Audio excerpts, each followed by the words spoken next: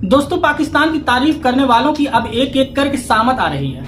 अब बात सिर्फ पाकिस्तान तक सीमित नहीं रही, अब उन देशों की भी बारी आ गई है जो उसके साथ खड़े होने की भूल कर बैठे हैं। टर्की और अजरबैजान, इन दो मुल्कों ने शायद ये सोच लिया था कि पाकिस्तान की पैरवी करेंगे और भारत की जनता चुपचाप देखती रहेगी। लेकिन हम हिंदुस्तानी ना किसी से उधार नहीं रखते, ना ही हिसाब छोड़ते हैं, पूरा हिसाब करके ही आगे बढ़ते हैं। वो टर्की जिसे भूकंप के दौरान सबसे पहले भारत ने मदद पहुंचाई थी, उसी टर्की ने भारत के खिलाफ खड़ा होकर पाकिस्तान को हथियार थमा दिया।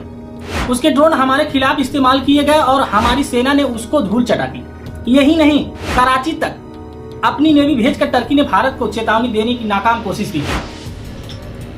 उनके राष्ट्रपति बार बार अंतर्राष्ट्रीय मंचों पर कश्मीर पर जहर उगलते रहे, लेकिन इस बार जनता का सब्र जवाब दे गया, सब्र का बांध टूट गया।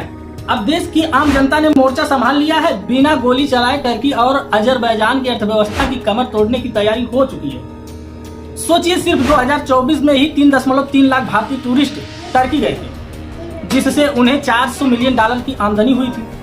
लेकिन जैसे ही खबरें आई कि टर्की पाकिस्तान का समर्थन कर रहा है, हजारों लोगों ने अपनी बुकिंग रद्द कर दी। कोलकाता से हर दिन जो 200 लोग टर्की चाहते थे, वो आंकड़ा अब 50 से भी नीचे आ चुका है। अजरबैजान का हाल तो और बुरा है, वहां जाने वालों की संख्या इकाई में सीमित कर रह गई है। पर्यटन एजेंसियां खुद लोगों को सलाह दे रही हैं, टर्की की जगह सिंगापुर, बाली या वियतनाम चले जाएं। इतिहास गवाह है, जो हाल मालदीव ने झेला वही अब इन दोनों देशों की किस्मत में लिखा जा चुका है। 2024 में मालदीव भारतीय पर्यटकों की संख्या में 47% की गिरावट आई है और टॉप डिस्टेंस से खिसक कर 6वें पैदान पर आ गया। टर्की और अजरबैजान को यह समझ नहीं आया कि दोस्ती के नाम पर दुश्मनी खरीदने की कीमत चुकानी पड़ती है। जब भारत से सिर्फ टूरिज्म में इन दोनों को 400 करोड़ रुपए का फायदा हो रहा था, तब उन्होंने एक बार भी पाकिस्तान का साथ देने के लिए जरा भी नहीं सोचा। और अब सिर्फ टूरिज्म नहीं, ट्रेड पर भी असर पड़ रहा है। महाराष्ट्र और राजस्थान के व्यापारी अब टर्की से सामान मंगवाने से मना कर रहे हैं।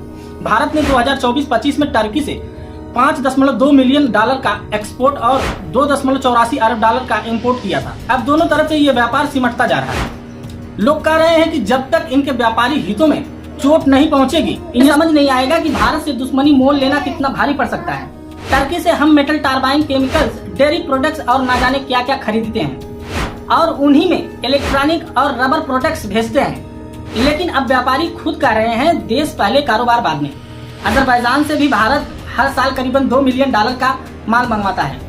लेकिन जनता का रुख देखकर लगता है कि अब व्यापार पूरी तरह ठप हो सकता है। ये कोई सरकारी नीति नहीं, बल्कि आम जनता की भावनाएं हैं। सोशल मीडिया की ताकत आप तो जानते ही हैं। मालदीव के खिलाफ कुछ नहीं कहा गया था, बस एक तस्वीर सामने आई, लहर चल पड़ी। अब टर्की और अजरबैजान की बारी है। एक अजरबैजानी पत्रकार ने तो ट्वीट पर खुलकर के कह दिया कि उन्हें अपनी इकोनॉमी की कोई फिक्र नहीं है, उनके लिए पाकिस्तान से दोस्ती ज्यादा अहम है। बस 3 महीने रुक जाइए, जब सीजन में टूरिस्ट नहीं पहुंचेंगे तो सच्चाई सामने आ जाएगी। 2014 में अजरबैजान में भारत से 4 से 5 हजार लोग जाते थे, अब यह संख्या 2.5 लाख तक पहुंच गई थी और अब वही लोग पीछे हट गए हैं। अब जो सबसे बड़ी और गंभीर बात है, वो ये टर्की की एक कंपनी सेल्वी एविएशन, ये भारत के 8 हवाई अड्डों पर काम करती है और हर साल 58,000 फ्लाइट और हजारों टन कार्गो को संभालती है। इनके कई कर्मचारी एक्सपोर्ट के सबसे संवेदनशील हिस्सों में काम करते हैं। कई पायलट भी पहले टर्की के एयरफोर्स का हिस्सा रह चुके हैं। अब सवाल उठ रहा है कि क्या ये भारत की सुरक्षा के लिए खतरा है? एक्सपर्ट की माने तो ये चिंता वाजिब है। जब एक देश खुलेआम हमारे विरोध में खड़ा हो और उसी देश की कंपनियां हमारे एयर स्पेस, एयरपोर्ट और कार्गो सिस्टम में काम कर रही हो, तो सतर्कता जरूरी है। तो दोस्तों, ये मामला अब सिर्फ राजनीतिक या कूटनीतिक का नहीं रहा, अब ये सीधा भारत के सम्मान और सुरक्षा, आत्मनिर्भरता से जुड़ चुका है। और भारत की जनता एक बार फिर से दिखा दिया है कि अगर कोई हमारे खिलाफ खड़ा हो तो हम उसे झुकाकर ही दम लेंगे, चाहे मैदान हो या बाजार। तो दोस्तों, वीडियो अगर अच्छा लगे तो वीडियो को लाइक और चैनल को सब्सक्राइब कर दीजिए। धन्यवाद। फिर मिलेंगे नेक्स्ट वीडियो के साथ एक नई टॉपिक के साथ।